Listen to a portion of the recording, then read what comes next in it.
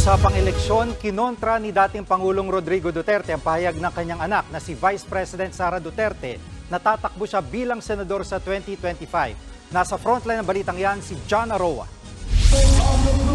5 araw lang matapos manggaling mismo sa bibig ni Vice President Sara Duterte ang planong pagtakbo ng kanyang amang si dating Pangulong Rodrigo Duterte at mga kapatid na sina Congressman Paulo Duterte at Davao City Mayor Baste Duterte. Pinasinungalingan niya ni Digong.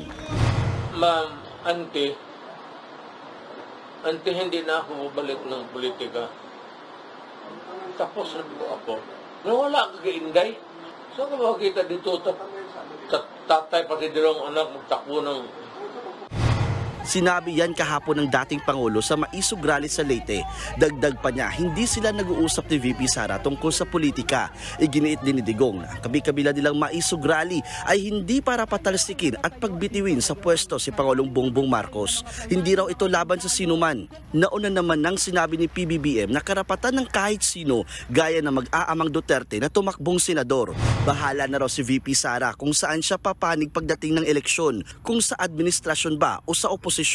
Samantala, noong Biyernes lang, nagpahayag ng suporta kay Pangulong Marcos ang mga taga Cebu. Mismong si Cebu Governor Gwen Garcia ang nagsabing hindi lang simpleng unity ang meron ang mga Cebuano, kundi isang extraordinary na pagkakaisa. May I now say that the unity that we proved in that historic year and historic election of 2022 is now stronger than ever right here in this island of Cebu. There's an extraordinary unity.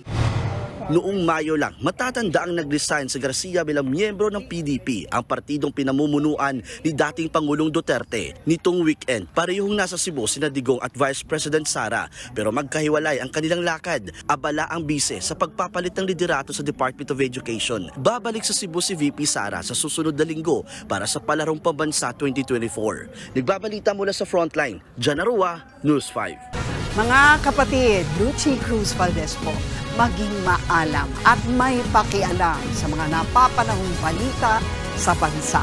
Tumutok at mag-subscribe sa News 5 social media pages.